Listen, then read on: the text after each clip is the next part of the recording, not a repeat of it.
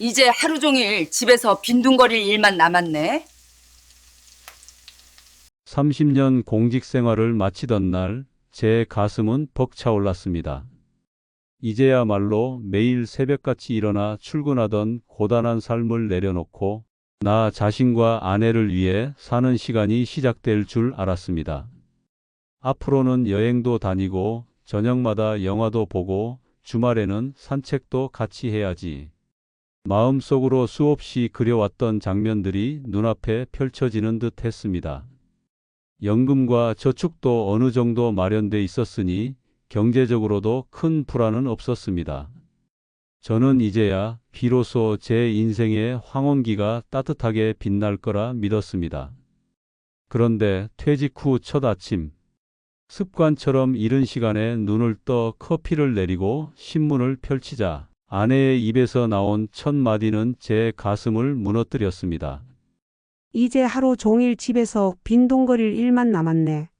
순간 저는 얼어붙었습니다. 퇴직을 축하해주고 앞으로 잘 살아보자고 말해줄 거라 기대했는데 돌아온 건 날 선 구박이었습니다. 그날 이후 구박은 더 잦아졌습니다. 아내가 출근 준비를 하는 부엌에 들어가 뭐 도와줄까요? 라고 물으면 됐어, 그냥 비켜. 라는 차가운 대답이 돌아왔습니다. 괜히 접시라도 깨뜨릴까 싶어 멀뚱히 서 있다 보면 아, 정말. 설거지 망치기 전에 그냥 나가. 라는 말이 날아왔습니다. 저는 같은 집에 살면서도 구경꾼이 되어버린 듯한 기분이 들었습니다.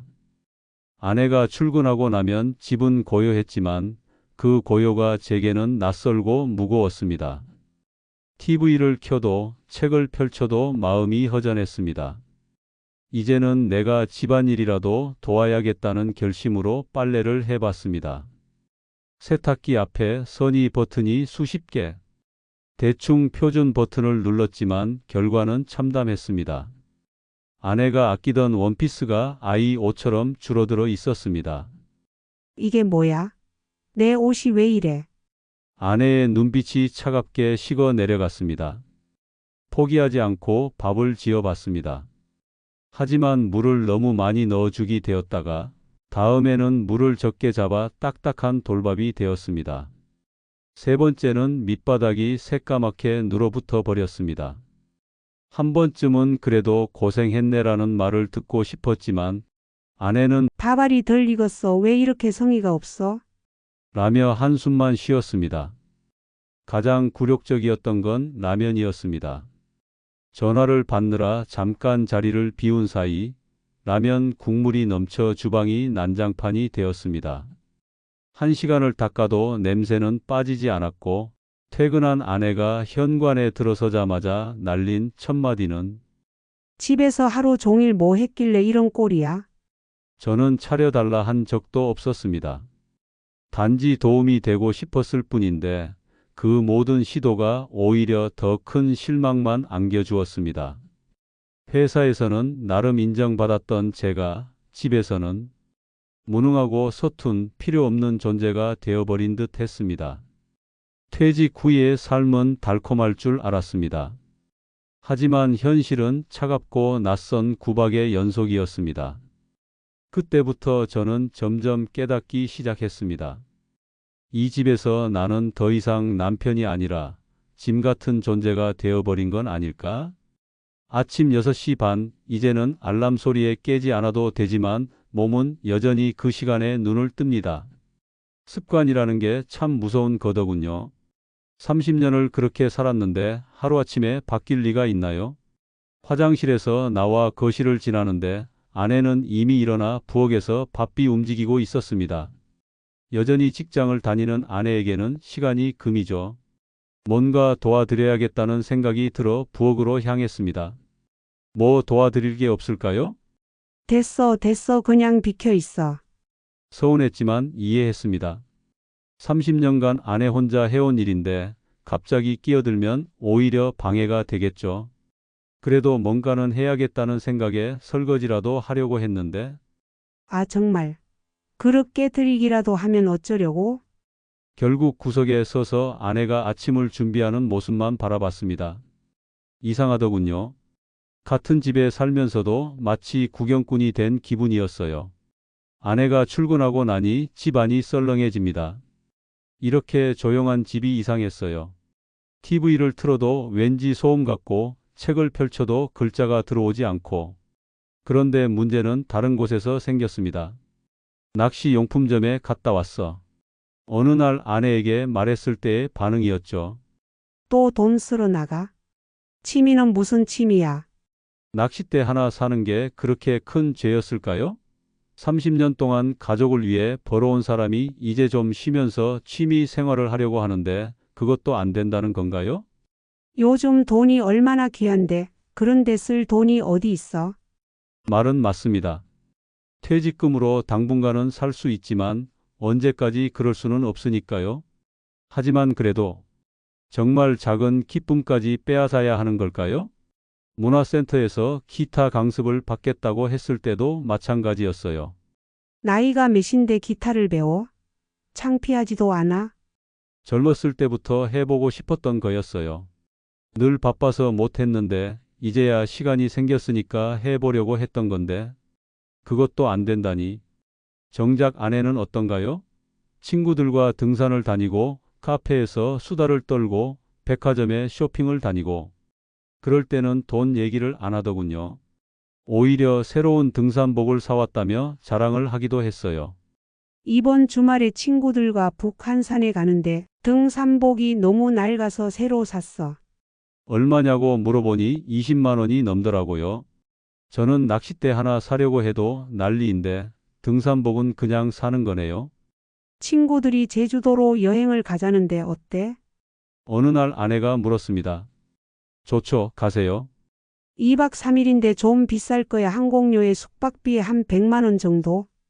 그럴 때는 돈이 문제가 안 되더라고요. 저는 낚싯대 하나, 기타 수강료 월 5만 원이 문제인데 아내는 여행비로 몇십만 원을 쓰는 건 당연한 일이고요. 그리고 더 서운한 건 아내가 친구들과 다녀온 후의 모습이었어요. 그렇게 즐거워하면서 여행 얘기를 하더군요. 어디서 뭘 먹었고 어떤 풍경이 예뻤고 친구들과 어떤 대화를 나눴고 정말 신이 나서 얘기하는 모습을 보면서 부러웠어요. 언제 저한테 그렇게 즐거운 표정으로 얘기해 준 적이 있었나 싶더라고요. 요즘 아내와 나누는 대화라고는 밥 먹어, 설거지 좀 해놔, 쓰레기 버려줘. 이런 것뿐이었거든요. 마치 룸메이트 같았어요. 어느 날은 정말 서러웠습니다. 아내가 친구들과 등산을 다녀온 날이었어요. 집에 돌아와서 얼마나 즐거웠는지 신나서 얘기하더군요. 맛있는 음식도 먹고 경치도 예쁘고 친구들과 수다도 떨고 그런 아내를 보면서 조심스럽게 물어봤습니다. 저도 한번 같이 가면 안 될까요? 그랬더니 아내가 펄쩍 뛰더군요. 남자가 무슨 여자들 모임에 끼어들어? 민망해서 어떻게 다녀? 친구들이 뭐라고 생각하겠어? 아, 그때 가슴이 정말 답답했어요. 남편이니까 함께하면 안 되는 건가요? 왜 저는 항상 집에서 혼자 있어야 하는 걸까요? 30년을 함께 산 부부인데 이제 와서 남남처럼 따로 놀아야 하는 건가요? 친구들과 카페에 갔을 때도 마찬가지였어요. 저녁에 늦게 들어와서는 오늘 누구를 만났고 무슨 얘기를 했고 어디서 뭘 먹었고 재미있게 얘기하는데 저는 그저 듣기만 했어요. 끼워달라는 말은 할 수도 없었고요. 오늘 선미가 그러는데 남편이 퇴직하고 나서 맨날 집에 붙어 있어서 답답하다는 거야. 어디 가자고 하면 따라오겠다고 하고. 아내가 웃으면서 하는 얘기였는데 저는 웃을 수가 없었어요. 혹시 저도 그런 존재인가 싶어서요. 아내에게 부담스러운 귀찮은 존재. 그런 날들이 계속되면서 점점 이상해지더군요. 아내는 밖에서 친구들과 즐거운 시간을 보내고 저는 집에서 혼자. 마치 저만 세상에서 분리된 것 같았어요. 같은 집에 살지만 서로 다른 세계에 사는 것 같고 아내에게는 저보다 훨씬 소중하고 재미있는 사람들이 있는 것 같고 내가 뭘 잘못했을까? 이런 생각이 자꾸 들었습니다. 30년 동안 성실하게 살아왔는데 왜 이런 대접을 받아야 하는지. 퇴직했다고 해서 갑자기 집안의 짐이 된 건가요? 직장 다닐 때는 그래도 존중받는 가장이었는데 이제는 그냥 성가신 존재가 된 건가요? 어느 날은 정말 화가 났습니다. 또 라면 국물을 넘쳤는데 아내가 돌아와서 한숨을 쉬며 청소를 다시 하더군요. 그러면서 중얼거리는 말이 정말 이것도 제대로 못해? 집에서 하루 종일 뭘 하는 거야? 그때 속으로 이런 생각이 들었어요. 차려달라 하지도 않았는데 왜 이렇게 서럽지? 제가 해달라고 한 것도 아니에요. 그냥 도움이 되고 싶어서 뭐라도 하고 싶어서 했던 일인데 왜 이렇게 원망을 받아야 하는 걸까요? 회사에서는 그래도 제가 하는 일에 가치가 있었는데 집에서는 뭘 해도 잘못이고 실수투성이고 그날 밤 혼자 방에 누워서 천장을 바라보며 생각했습니다. 정말 많은 생각이 들었어요.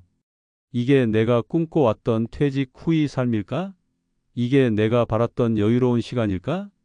회사 다닐 때는 집에서 쉬는 게 그렇게 좋을 줄 알았는데 아내의 웃음소리가 거실에서 들려왔어요. 친구와 통화를 하고 있었나 봐요.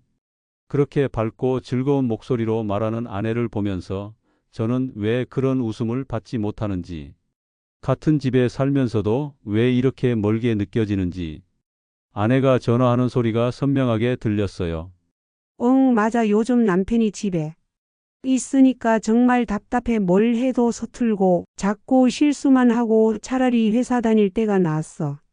가슴이 철렁 내려앉았습니다.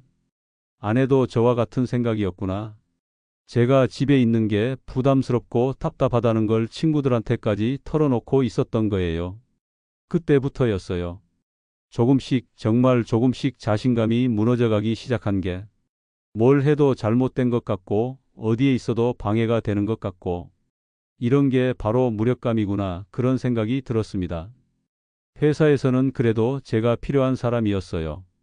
제가 하는 일이 있었고 저를 찾는 사람들이 있었고 제 자리가 있었거든요. 그런데 집에서는 저는 그냥 방해물일 뿐이었어요. 아직 앞으로 몇십 년을 더 살아야 하는데 이렇게 살 수는 없잖아요. 뭔가 바뀌어야 해요. 하지만 무엇을 어떻게 바꿔야 할지는 아직 모르겠더군요.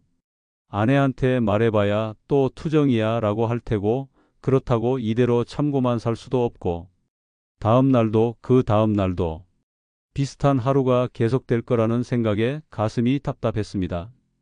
아침에 눈을 뜨면 또 하루 종일 집에서 뭘 하며 시간을 보내야 하는지, 아내 눈치를 보며 살아야 하는지, 정말 이게 제가 그토록 기다렸던 자유로운 시간이었을까요? 이게 제가 꿈꿔왔던 노후였을까요? 뭐 남자들은 원래 집안일이 서툰 법이죠. 저도 마찬가지고. 모처럼 온 가족이 모이는 자리였죠. 저는 솔직히 나가고 싶지 않았어요. 퇴직한 후로 친척들을 만나는 게 부담스러웠거든요. 그 나이대 남자들이 모이면 의뢰하는 얘기가 있잖아요. 사업이 어떻고, 자식들이 어떻고, 요즘 뭘 하며 지내는지. 가기 싫어요. 뭔 할 말이 있어야지. 아내에게 솔직히 말했더니 눈을 부라리더군요. 그래도 가야지. 칠순인데 안 갈 수도 없고. 창피하게 혼자 갈 수는 없잖아. 결국 어쩔 수 없이 따라 나섰습니다. 옷장에서 정장을 꺼내 입으면서도 기분이 무거웠어요. 언제부터인가 사람들 만나는 게 이렇게 부담스러워졌을까요? 예전에는 그래도 당당했는데, 처남댁이 예약한 한정식집이었는데 꽤 격식 있는 곳이더군요. 입구부터 주차장까지 모든 게 부담스러웠어요. 발레 파킹까지 있는 고급 음식점이었거든요. 차에서 내리면서 아내가 중얼거렸어요. 비싸긴 하네. 뭐 칠순이니까.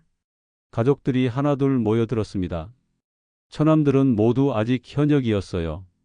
큰 처남은 중견기업 임원이고 작은 처남은 개인 사업을 하고 있고, 모두들 정장을 말끔히 차려입고 와서는 서로 반갑게 인사를 나누더군요. 형님, 요즘 어떻게 지내세요? 건강하시죠? 큰 처남이 물었을 때 뭐라고 대답해야 할지 모르겠더라고요. 집에서 빈둥거린다, 아내 눈치 보며 산다 이런 말을 할 수는 없잖아요. 그냥 집에서 쉬고 있어요. 아, 이제 완전히 자유의 몸이시네요. 부럽습니다. 저희는 아직 현역이라. 자유의 몸이라. 정말 그럴까요? 오히려 감옥에 갇힌 기분인데 작은 처남도 다가와서 인사를 했어요. 형님은 정말 운이 좋으세요. 저는 언제 쉴 수 있을지 사업이 바빠서 정신이 없어요. 모두들 제가 부럽다고 하더군요. 하지만 저는 오히려 그들이 부러웠어요. 아직 바쁘게 일하고 있고 사회에서 필요한 사람들이니까요. 식당 안으로 들어가니 큰 원탁이 준비되어 있었어요. 온 가족이 둘러앉을 수 있는 크기였죠. 자리를 잡고 앉는데 왠지 모르게 위축되더군요. 예전에는 이런 자리에서 주도적으로 얘기하는 편이었는데 이제는 그럴 자신이 없었어요. 형님이 들어오시니 모두들 일어나서 인사를 드렸습니다. 칠순이라고 하지만 아직 정정하세요. 오히려 저보다 건강해 보이기까지 했어요. 모두들 바쁜데 와줘서 고맙네. 형님의 인사 말에 모두들 박수를 쳤어요. 그리고 자연스럽게 근황 얘기가 시작되었습니다. 식사가 시작되고 자연스럽게 대화가 이어졌습니다. 처남들은 서로 근황을 얘기하고 처제들은 자식들 자랑을 하고 저는 그냥 조용히 앉아서 듣기만 했어요. 끼어들 얘기거리도 없었고 굳이 관심을 끌고 싶지도 않았거든요. 큰처남이 요즘 회사에서 큰 프로젝트를 따냈다는 얘기를 했어요. 수십억 원 규모의 계약이라고 하더군요. 모두들 축하해주고 대단하다고 했어요. 작은 처남도 사업이 잘 되고 있다고 했어요. 직원을 더 뽑아야 할 정도로 일이 많다고 하더군요. 그러면서 행복한 고민이라며 웃었어요. 자식들 자랑도 이어졌어요. 누구는 대학에서 장학금을 받았고 누구는 좋은 회사에 취직했고 모두들 자랑할 거리가 있었어요. 저는 그냥 그렇네요. 잘 됐네요. 이런 대답만 했어요. 제가 할 수 있는 얘기가 없었거든요. 퇴직한 사람이 무슨 자랑거리가 있겠어요. 집에서 실수만 연발하는 모습을 얘기할 수도 없고. 그런데 문제는 아내였습니다. 뭔가 분위기가 어색해지자 갑자기 저를 화제로 올리기 시작한 거예요. 우리 신랑 요즘 집에서 집안일 배우느라 바빠요. 처음에는 그냥 농담 정도로 생각했어요. 하지만 아내의 말투에서 뭔가 다른 게 느껴졌습니다. 약간 비꼬는 듯한, 무시하는 듯한. 빨래 한 번 했는데 옷이 다 줄어들어서 내 원피스가 아이 옷이 됐어요. 하. 친척들이 웃더군요. 별로 재미있지도 않은 얘기인데 다들 웃어주더라고요. 저는 얼굴이 화끈거렸어요. 제 실수담을 이렇게 공개적으로 얘기하다니. 그것도 모르고 뜨거운 물에 울옷을 넣었더라고요. 상식이 없어도 너무 없어서. 아내의 목소리에 빈정거림이 섞여 있었어요. 처음에는 웃어주던 친척들도 조금씩 표정이 어색해지더군요. 그리고 밥도 자꾸 태우고 라면 끓이다가 부엌을 완전히 엉망으로 만들어 놓고 정말 답답해요. 아내의 목소리가 점점 커졌어요. 마치 정말 재미있는 이야기를 하는 것처럼요. 그런데 저에게는 하나하나가 칼로 찌르는 것 같았습니다. 그래도 남자들은 원래 그런 거 아니야? 큰 처제가 저를 감싸려고 했지만 아내는 고개를 저었어요. 아니에요. 정말 너무해요. 처음에는 이해해줬는데 매일매일 사고만 치니까 빨래비는 빨래비대로 나가고 밥은 밥대로 버리고. 친척들의 표정이 조금씩 굳어지기 시작했어요.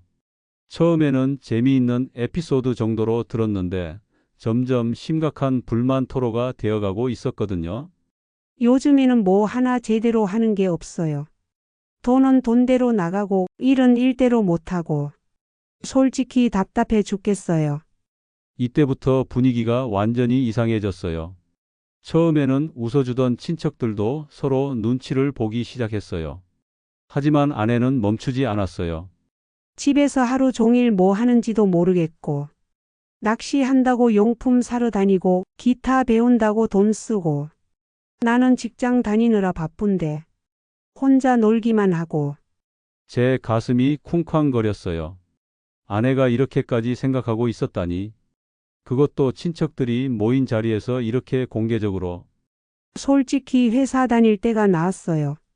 그때는 그래도 돈이라도 벌어왔는데 이제는. 아내가 한숨을 쉬며 고개를 저었어요. 그리고 결정타를 날렸습니다. 연금만 축내는 사람 같으니 그 순간 테이블이 정말 조용해졌습니다. 젓가락 소리, 그릇 부딪히는 소리, 심지어 숨소리까지 멈춘 것 같았어요. 정말 핀 떨어지는 소리도 들릴 것 같은 정적이었어요. 친척들이 서로 눈치를 보더군요. 어떻게 반응해야 할지 모르겠다는 표정들이었죠. 형님께서도 젓가락을 멈추고 난처한 표정을 지으셨어요. 저는 그때 정말 죽고 싶었어요. 30년을 함께 산 아내가, 그것도 친척들이 모인 자리에서 저를 이렇게 모욕할 줄 몰랐거든요. 마치 제가 쓸모없는 존재라고 공개적으로 선언하는 것 같았어요. 손이 떨렸어요. 물컵을 들려고 했는데 손이 말을 듣지 않더군요. 얼굴에서는 열이 확 올라왔고 목구멍이 막힌 것처럼 답답했어요. 큰처남이 어색한 웃음을 지으며 화제를 돌리려고 했어요. 뭐 남자들은 원래 집안일이 서툰 법이죠. 저도 마찬가지고. 작은 처남도 거들었어요. 맞아요. 저도 집에서는 완전 무용지물이에요. 와이프한테 혼나는 일만. 하지만 이미 엎질러진 물이었어요. 분위기는 완전히 망가져 있었고 저는 그저 고개를 숙이고 앉아 있을 뿐이었습니다. 밥이 목으로 넘어가지 않았어요. 그때였어요. 작은 처남의 아들, 제 손잡벌 되는 아이가 천진난만하게 물었습니다.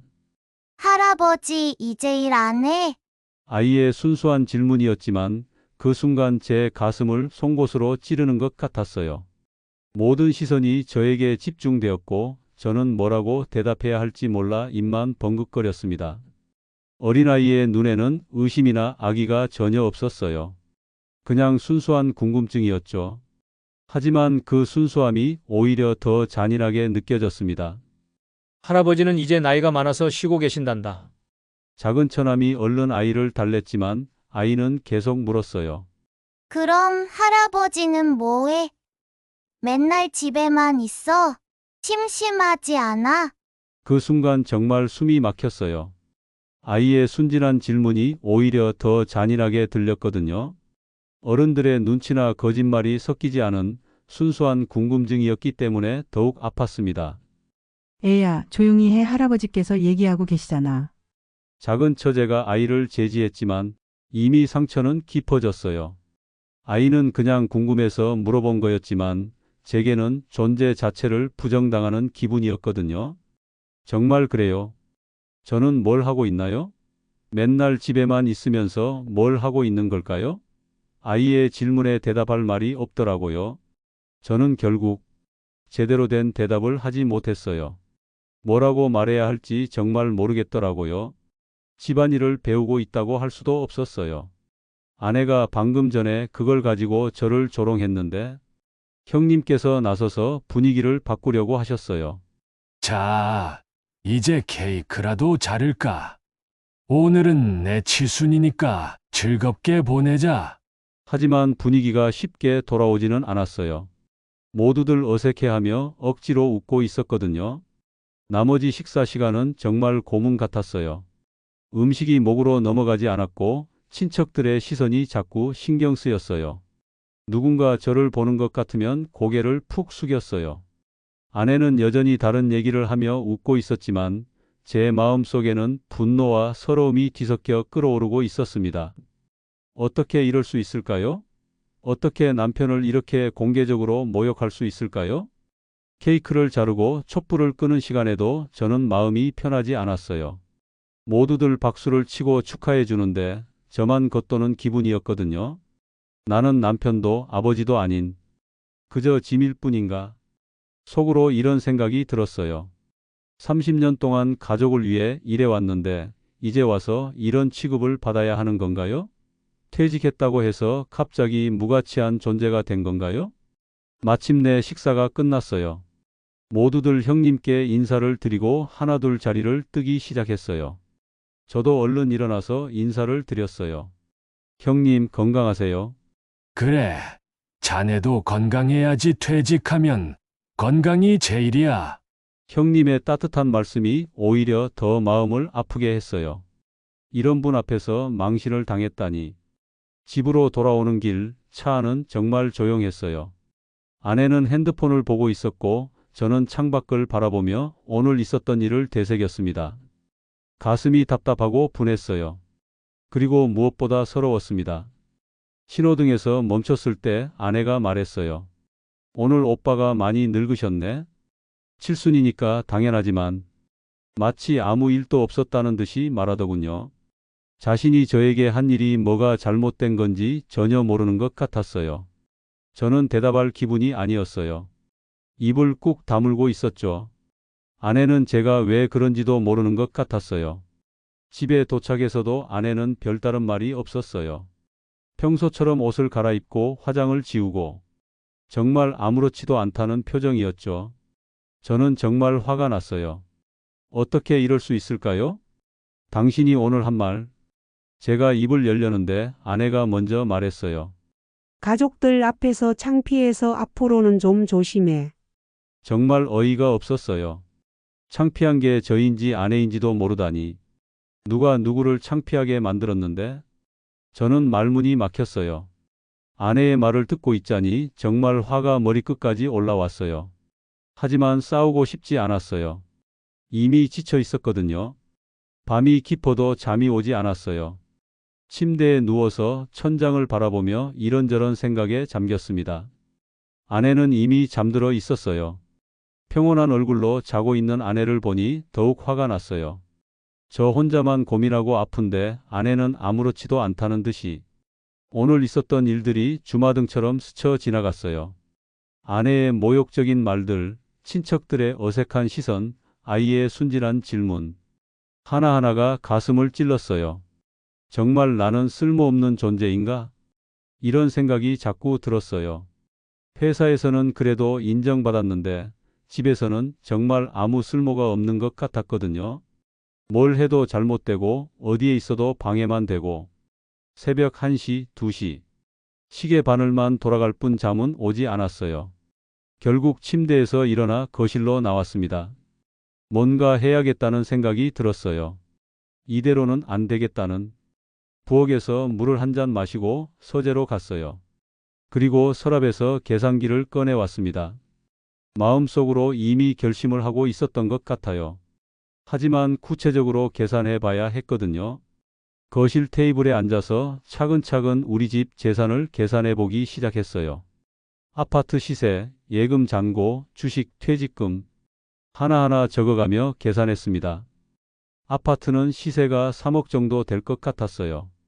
대출이 좀 남아있긴 하지만 순자산으로는 2억 5천 정도 되겠더군요. 예금은 5천만 원 정도, 주식이 2천만 원, 제 퇴직금이 8천만 원. 계산기를 두드리는 소리만 조용한 새벽 공기를 깼어요. 숫자들이 차갑게 화면에 떠올랐습니다. 생각보다 나쁘지 않았어요. 전체 재산을 반으로 나누면 얼마나 될까요? 대략 2억 정도. 아파트를 팔고 제 몫을 받으면 작은 원룸이라도 사서 혼자 살 수 있을 것 같았어요. 연금으로 생활할 수 있을까요? 국민연금이 월 120만 원 정도, 퇴직연금까지 합치면 월 150만 원은 될 것 같았어요. 혼자 살기에는 빠듯하지만 불가능하지는 않았죠. 정말 이혼을 해야 하나? 그때 문득 이런 생각이 들었어요. 30년을 함께 살아온 사이인데, 하지만 지금까지의 일들을 떠올리니 화가 다시 치밀어 올랐어요. 오늘 가족 모임에서의 굴욕, 매일매일 받는 구박, 제가 하는 모든 일에 대한 무시와 비난. 그리고 무엇보다 아내가 저를 바라보는 시선이었어요. 마치 짐을 보는 것 같은, 귀찮은 존재를 대하는 것 같은 그런 시선을 더 이상 견딜 수 없었어요. 계산기 숫자를 보면서 생각했어요. 혼자 살아도 되겠구나. 경제적으로는 가능했어요. 문제는 용기였죠. 정말 그럴 용기가 있을까요? 새벽 3시가 넘어서야 마음이 조금 정리되었어요. 숫자로 보니까 막연한 두려움이 줄어들더군요. 불가능한 일이 아니었어요. 이렇게 살아서 뭐하나? 새벽 4시가 넘어서야 겨우 결심이 섰어요. 더 이상은 안 되겠다는. 이렇게 무시당하며 살 수는 없다는. 제게도 존엄이 있고 제 인생도 소중하다는. 계산기와 메모지를 정리하고 서재로 돌아갔어요. 그리고 컴퓨터를 켰습니다. 마음이 바뀌기 전에 해야 할 일이 있었거든요. 인터넷 포털 사이트에 들어가서 이혼 전문 변호사를 검색했습니다. 가슴이 두근거렸어요. 정말 이런 일을 할 줄 몰랐거든요. 하지만 더 이상 미룰 수는 없었어요. 여러 법무법인들이 나왔어요. 후기도 읽어보고 상담 비용도 비교해 봤어요. 그 중에서 평점이 높고 경험이 많아 보이는 곳을 골랐습니다. 새벽 5시. 아직 상담 예약을 할 수는 없었어요. 9시가 되면 전화를 걸어야겠어요. 마음을 다잡고 침대로 돌아갔습니다. 아내는 여전히 자고 있었어요. 평온한 얼굴로. 저는 그 얼굴을 바라보며 생각했어요. 정말 끝인가? 하지만 이미 마음은 정해져 있었어요. 다음 날 아침 아내는 평소와 똑같이 출근 준비를 했어요. 어제 일은 까맣게 잊어버린 것 같았죠. 커피를 마시며 신문을 보더니 아무렇지도 않게 말했어요. 어제 가족들 앞에서 창피해서 앞으로는 좀 조심해. 정말 어이가 없었어요. 창피한 게 저인지 아내인지도 모르다니. 누가 누구를 창피하게 만들었는데? 하지만 더 이상 화내고 싶지 않았어요. 이미 마음의 결정을 내렸으니까요. 알겠어요. 짧게 대답했어요. 아내는 제 표정이 평소와 다르다는 걸 눈치채지 못했나 봐요. 그냥 평소처럼 출근해 버렸어요. 이혼 절차가 마무리되는데 6개월이 걸렸습니다. 생각보다 빨랐어요. 아내도 협조적이었고 재산 분할도 말끔하게 정리되었죠. 아파트를 팔고 제 몫을 받으니 1억 8천만 원 정도 되더군요. 예상했던 것보다 조금 더 나왔어요. 새 보금자리는 지하철역 근처 원룸이었습니다. 15평 정도 되는 작은 공간이었지만 깨끗하고 햇볕이 잘 들었어요. 보증금 5천만 원에 월세 50만 원. 계산해보니 연금으로 충분히 감당할 수 있는 수준이었죠. 이사 날 짐이 생각보다 적어서 놀랐어요. 30년을 살면서 모은 게 이게 다구나 싶었죠. 옷가지와 몇 권의 책, 그리고 오래된 사진들. 새 출발에는 이 정도면 충분했어요. 첫날 밤 원룸에 혼자 앉아 있으니 정말 이상한 기분이 들었어요. 조용했어요. 너무 조용했죠. 아내의 잔소리도 TV 소리도 아무것도 들리지 않는 고요함이었습니다. 처음에는 답답했는데 시간이 지나니까 평온해지더군요. 드디어 내 공간이구나. 그런 생각이 들었어요. 60평생 살면서 정말 제 것이라고 할 수 있는 공간을 갖게 된 건 처음이었어요. 작지만 온전히 제 마음대로 할 수 있는 곳이었죠. 하지만 현실은 만만치 않았어요. 혼자 살기 시작한 첫 주부터 난관의 연속이었거든요. 제일 먼저 부딪힌 건 빨래였습니다. 코인 세탁소를 이용해야 했는데 이게 생각보다 복잡하더군요. 처음에는 옷을 다 섞어서 넣었어요. 흰 와이셔츠, 검은 양말, 청바지. 뭐든 한꺼번에 넣으면 되는 줄 알았거든요. 결과는 참담했죠. 흰 셔츠가 연한 분홍색으로 변해 있었어요. 청바지 물이 들었나 봅니다. 이런 식으로는 안 되겠구나. 그때부터 인터넷을 찾아봤어요. 빨래하는 방법부터 차근차근 배웠죠. 색깔별로 분리하는 법, 세제 넣는 양, 온도 설정까지. 예순이 넘어서 배우는 빨래 공부였어요. 요리는 더욱 어려웠어요. 간단한 라면이나 김치찌개 정도는 할 줄 안다고 생각했는데 막상 해보니 그것도 쉽지 않더군요. 김치찌개를 끓였는데 너무 짜서 먹을 수가 없었어요. 물을 더 넣어봤지만 이번엔 너무 싱거워졌죠. 간 맞추기가 이렇게 어려운 일인가?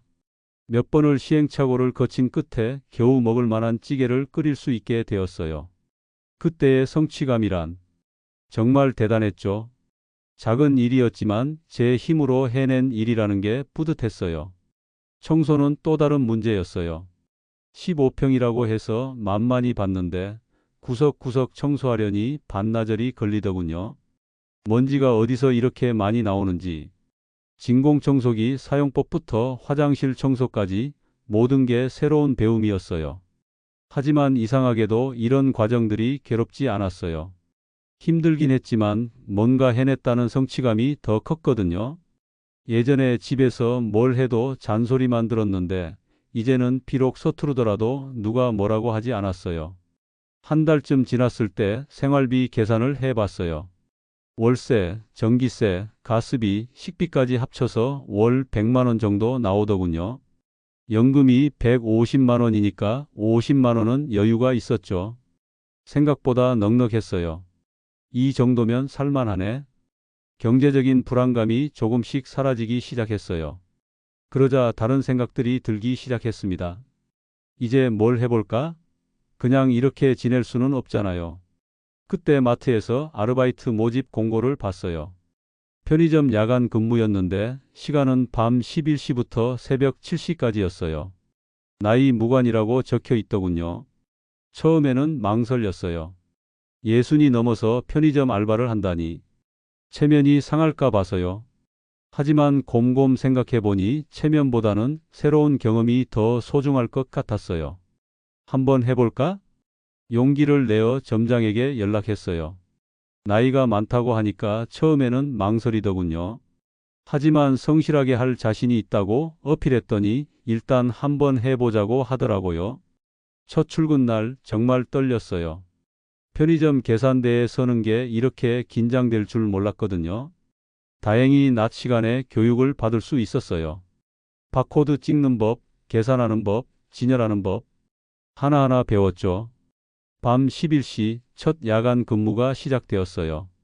다행히 밤에는 손님이 많지 않더군요. 술 사러 오는 젊은이들, 야식 사러 오는 학생들, 택시기사분들, 다양한 사람들을 만날 수 있었어요. 첫 주는 정말 힘들었어요. 바코드를 못 찍어서 헤맬 때도 있었고, 계산을 틀릴 때도 있었고, 그럴 때마다 손님들이 도와주더군요. 아저씨, 이렇게 하시면 돼요. 젊은 손님이 친절하게 알려주기도 했어요. 부끄럽긴 했지만 고마웠죠. 나이가 어린 사람에게 배우는 것도 새로운 경험이었어요. 한 달쯤 지나니까 일이 손에 익기 시작했어요. 단골 손님들도 생겼고 인사도 나누게 되었죠. 그런데 어느 날 젊은 손님이 신기한 듯 말하더군요. 와, 연세 대단하시네요. 그 말을 듣는 순간 가슴이 뿌듯했어요. 오랜만에 누군가에게 칭찬을 들어본 것 같았거든요. 예전 회사에서 인정받던 그 기분이 살짝 되살아났죠. 편의점 일을 하면서 또 다른 수입도 생겼어요. 월 80만 원 정도였는데 연금과 합치면 월 230만 원이 되었어요. 갑자기 여유가 생긴 거죠. 그래서 오래전부터 하고 싶었던 일들을 시작해 보기로 했어요. 첫 번째가 기타였습니다. 젊었을 때부터 배우고 싶었는데 바빠서 못했던 거였죠. 근처 문화센터에서 기타 강좌를 신청했어요. 수강생들은 대부분 저보다 훨씬 젊었지만 선생님이나 다른 학생들이 친절하게 대해주더군요. 처음에는 손가락이 아파서 견디기 힘들었어요. 코드를 누르는 것도 어려웠고 줄을 튕기는 것도 서툴렀죠. 하지만 포기하지 않고 매일 조금씩 연습했어요. 한 달 후 간단한 동요 정도는 칠 수 있게 되었어요. 학교 종이 땡땡땡 작은 별 같은 곡들이었죠. 별거 아닌 것 같지만 제겐 큰 성취였어요.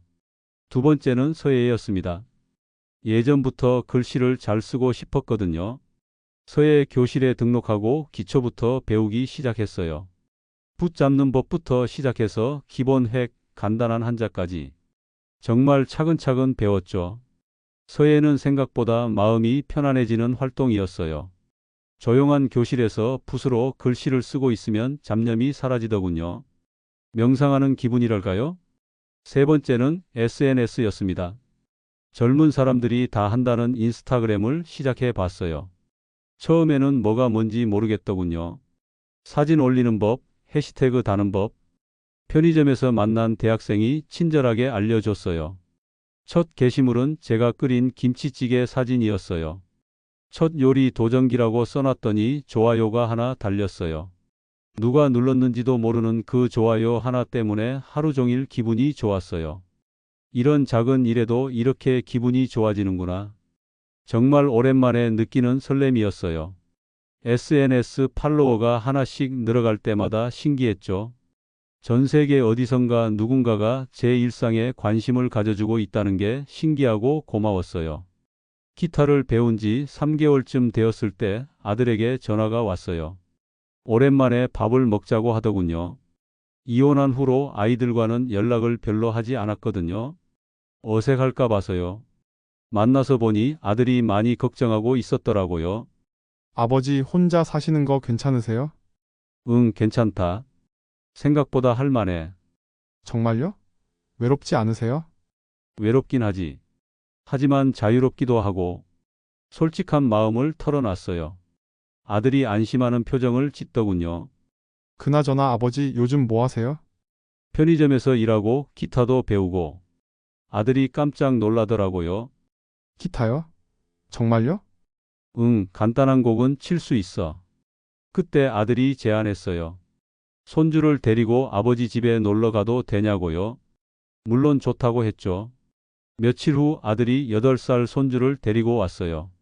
제 원룸을 보더니 생각보다 깔끔하다고 놀라더군요. 손주는 할아버지 집이 신기한지 이리저리 둘러보더라고요. 할아버지 기타 어디 있어요? 손주가 기대에 찬 눈으로 물었어요.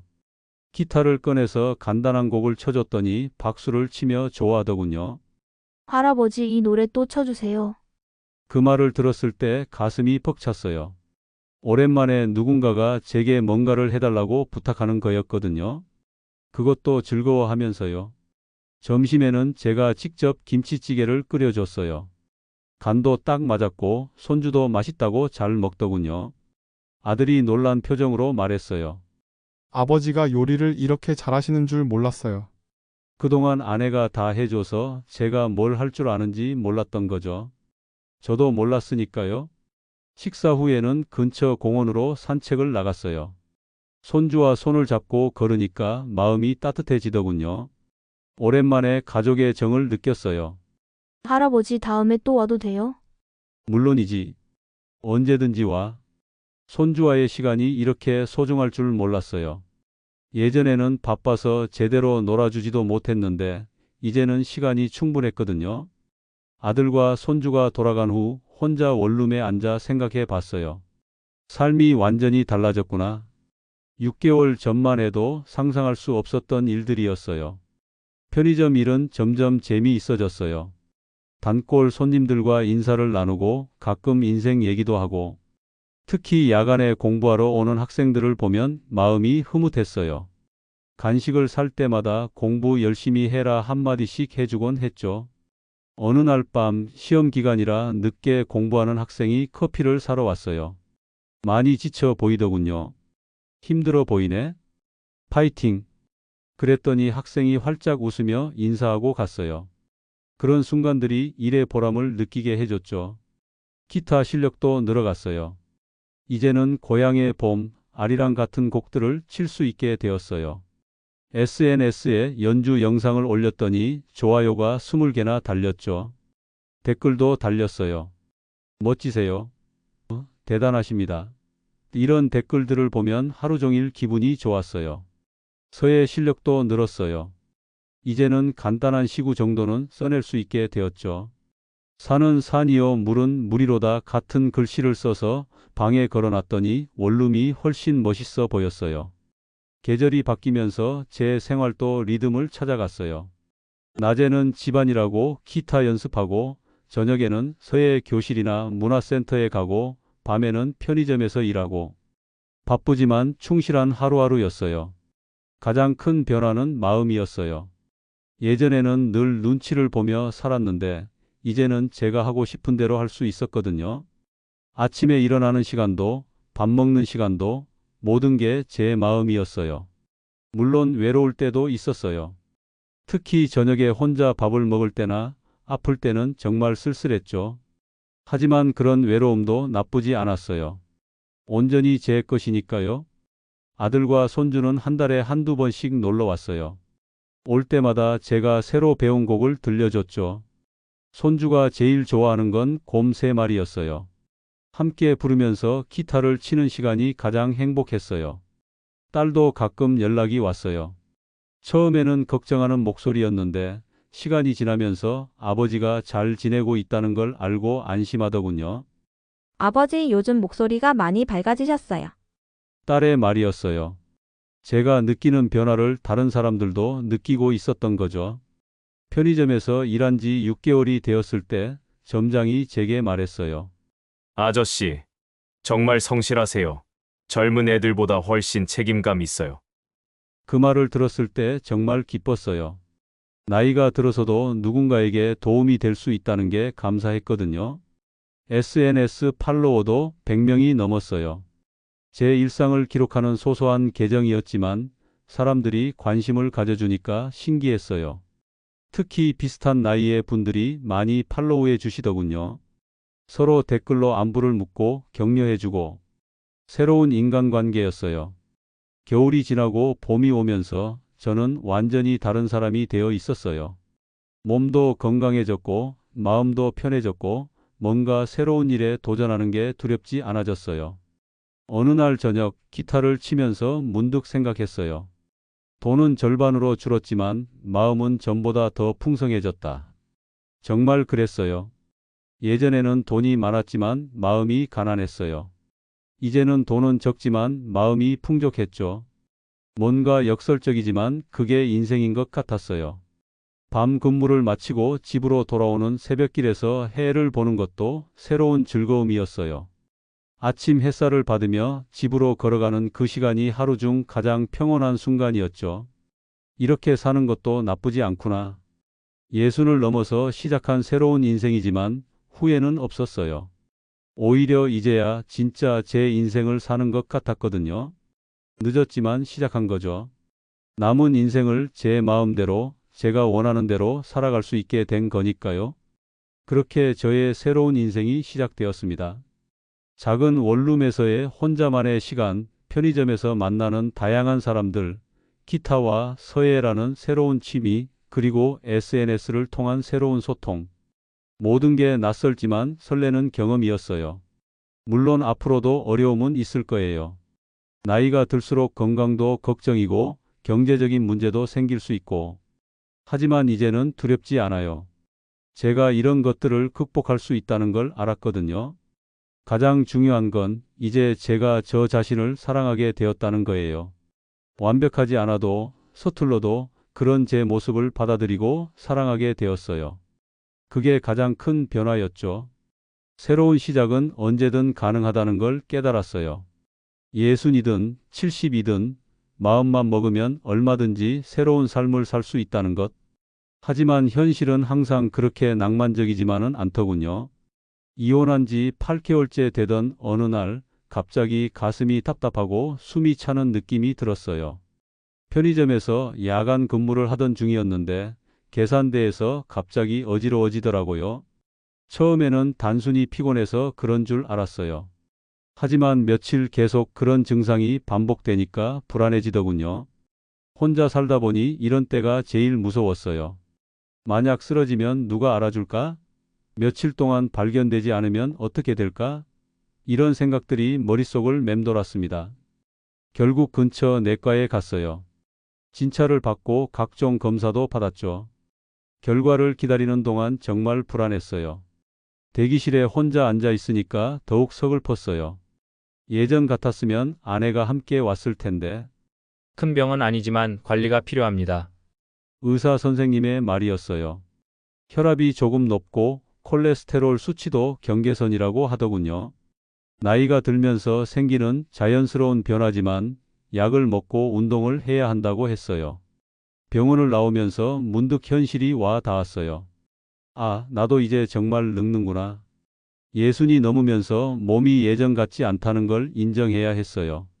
새로운 시작도 좋지만 건강 관리도 신경 써야겠다는 생각이 들었죠. 그날부터 생활 패턴을 조금 바꿨어요. 약을 챙겨 먹고 짜게 먹지 않으려고 노력하고 틈틈이 산책도 하고. 혼자 건강을 관리한다는 게 쉽지 않더군요.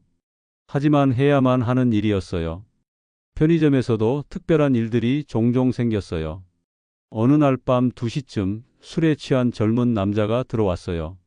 비틀거리면서 맥주를 집더니 계산대로 왔는데 돈이 모자란다고 하더군요. 사장님, 미안해요. 오늘은 힘들어서요. 목소리에 울음이 섞여 있었어요. 자세히 보니 정말 많이 힘들어 보이더군요. 보통 같으면 그냥 돌려보내야겠지만 왠지 그럴 수가 없었어요. 괜찮아.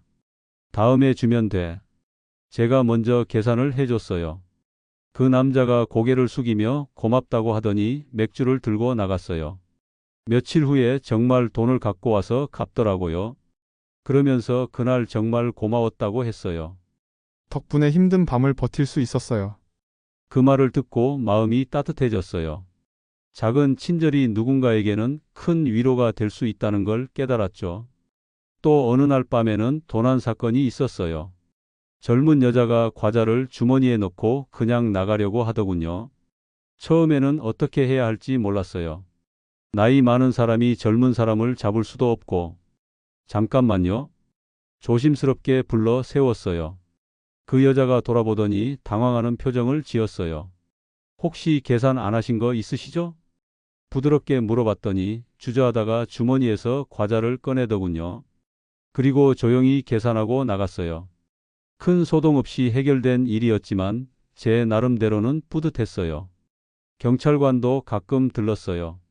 순찰 중에 커피 한 잔 사 먹으러 오는 거였는데 가끔 안부를 물어보더군요. 야간 근무 힘드시죠? 괜찮아요. 할만해요. 혼자 계시면 위험하니까 조심하세요. 이런 짧은 대화들이 외로운 밤을 달래주었어요. 택시기사분들도 단골이었어요. 야간에 운행하다가 잠깐 쉬러 오는 분들이었죠.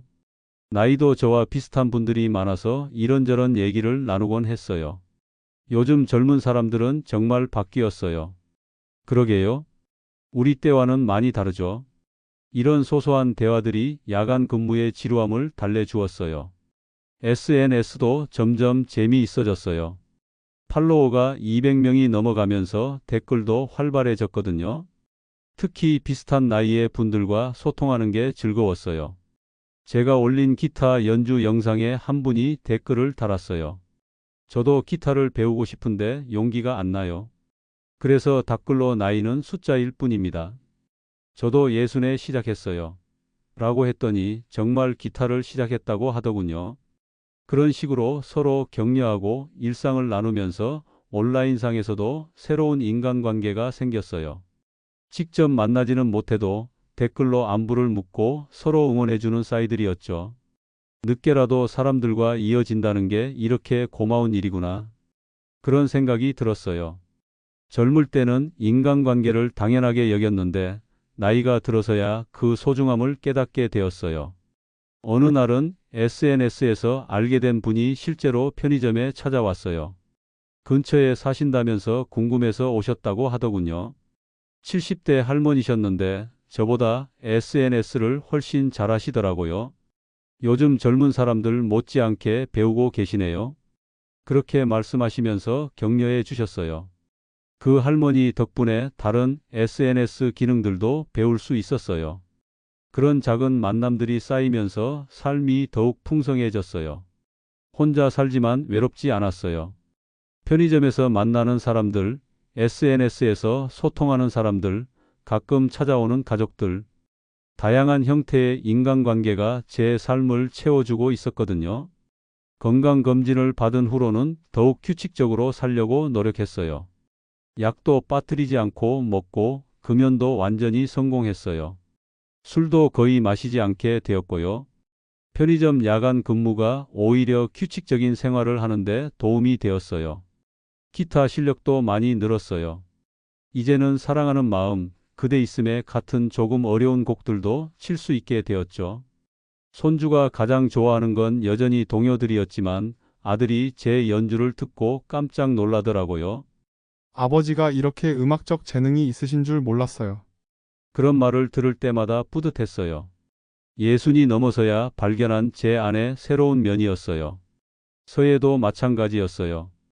이제는 짧은 시 정도는 써낼 수 있게 되었어요.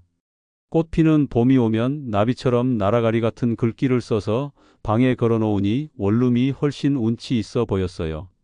무엇보다 마음가짐이 달라졌어요. 예전에는 늘 불안했어요. 퇴직 후 뭘 해야 할지, 아내와 잘 지낼 수 있을지, 경제적으로는 괜찮을지. 온갖 걱정이 머릿속을 가득 채웠었죠. 하지만 이제는 달랐어요. 물론 앞으로도 어려움은 있겠지만 그때그때 헤쳐나가면 된다는 자신감이 생겼거든요. 예순이 넘어서도 새로운 것을 배울 수 있고 새로운 사람들을 만날 수 있고 새로운 경험을 할 수 있다는 걸 몸으로 체험했으니까요. 가끔 옛 직장 동료들과도 연락했어요. 대부분 퇴직 후 무료하게 지내고 있다고 하더군요. 골프나 치고 TV나 보고. 저도 그럴 수 있었지만 다른 길을 선택한 게 정말 다행이라는 생각이 들었어요. 자네는 정말 용기 있게 사는구나. 한 동료가 그런 말을 했어요. 제가 요즘 어떻게 지내는지 얘기했더니 부러워하더군요. 계절이 또 바뀌면서 제 두 번째 혼자만의 겨울이 왔어요. 첫 번째 겨울보다는 훨씬 여유로웠어요. 추위도 덜 타는 것 같고 외로움도 많이 줄었어요. 무엇보다 앞으로에 대한 기대감이 있었어요. 내년에는 또 뭘 배워볼까? 그런 생각들을 하면서 잠이 들었어요. 작은 원룸이었지만 그 안에서 꿈꾸는 미래는 무한히 넓어 보였습니다. 이혼한 지 정확히 1년이 지났습니다. 달력을 보며 문득 깨달았어요. 벌써 1년이라니. 시간이 이렇게 빨리 갈 줄 몰랐어요. 하지만 이상하게도 긴 시간을 산 것 같은 기분이 들었어요. 정말 많은 일들이 있었거든요. 아침 7시 편의점 야간 근무를 마치고 집으로 돌아오는 길입니다. 새벽 햇살을 받으며 걷는 이 시간이 하루 중 가장 좋아요. 거리는 조용하고 공기는 맑고 하루를 마무리하는 평온한 순간이죠. 원룸 문을 열고 들어가니 따뜻한 햇볕이 들어와 있었어요. 15평 남짓한 작은 공간이지만 이제는 정말 제 집 같아요. 벽에 걸린 서예 작품들, 구석에 놓인 기타, 작은 식탁 위에 화분. 모든 게 제가 직접 하나하나 꾸민 거예요. 간단히 샤워를 하고 잠자리에 누우면서 생각해 봤어요. 1년 전 이맘때쯤은 어땠을까? 그때는 아직 이혼 절차를 밟고 있을 때였죠. 불안하고 두려웠어요. 정말 혼자 살 수 있을까? 경제적으로는 괜찮을까? 온갖 걱정으로 잠 못 이루던 밤들이 생각났어요. 지금은 어떤가요? 경제적으로는 여전히 넉넉하지 않아요. 연금과 편의점 아르바이트비를 합쳐도 예전 월급의 절반도 안 되죠. 가끔 병원비나 예상치 못한 지출이 있으면 조금 빠듯하기도 하고요. 하지만 마음은 정말 풍족해요.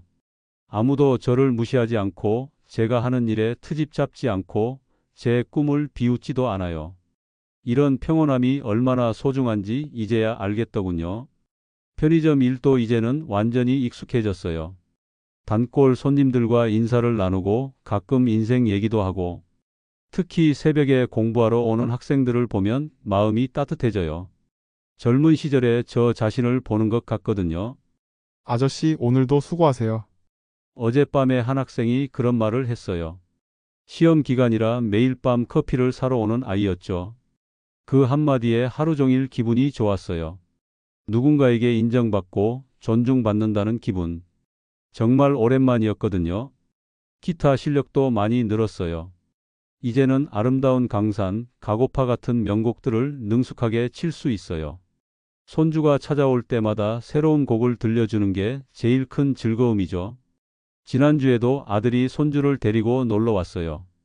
8살이던 아이가 이제 9살이 되어서 더 말도 잘하고 할아버지와의 시간도 더 즐거워하더라고요. 할아버지, 오늘은 무슨 노래 배웠어요? 그 천진한 질문에 새로 배운 고향의 봄을 쳐줬더니 박수를 치며 좋아했어요.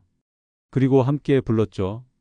그 순간만큼은 세상에서 가장 행복한 할아버지가 된 기분이었어요. 점심에는 제가 직접 만든 김치볶음밥을 해줬어요. 1년 전에는 라면도 제대로 못 끓였는데 이제는 간단한 요리 정도는 할 줄 알게 되었거든요. 손주가 맛있게 먹는 모습을 보니 뿌듯했어요. 할아버지가 요리도 잘하시네요. 아들의 말이었어요. 그리고 조용히 덧붙였죠. 아버지, 요즘 정말 밝아지신 것 같아요. 그 말을 듣는 순간 가슴이 따뜻해졌어요. 제가 변화했다는 걸 가족들도 느끼고 있었던 거죠. 저녁에 가족들이 돌아간 후 혼자 앉아서 생각했어요. 1년 전과 지금을 비교해 보니 정말 많이 달라졌더군요. 가장 큰 변화는 자신감이었어요. 뭔가를 해낼 수 있다는, 새로운 것을 배울 수 있다는 자신감 말이에요. SNS도 이제는 제 일상의 일부가 되었어요. 팔로워가 500명을 넘어섰고 매일 올리는 소소한 일상에 사람들이 관심을 가져주죠. 어제는 제가 쓴 서예 작품 사진을 올렸더니 좋아요가 50개나 달렸어요. 인생 2막이 더 멋지시네요. 그런 댓글을 보면 정말 힘이 나요. 나이가 많아도 새로운 시작을 응원해주는 사람들이 있다는 게 고맙죠. 가끔 옛 생각이 날 때도 있어요. 30년을 함께 산 사람과 헤어진다는 게 쉬운 일은 아니었거든요. 때로는 외롭기도 하고 혼자라는 현실이 무겁게 느껴질 때도 있어요.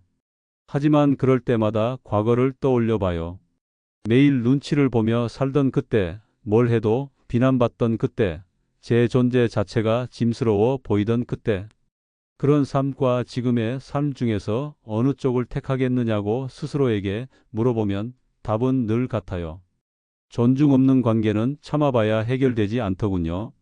오히려 시간이 지날수록 더 깊은 상처만 남을 뿐이었어요.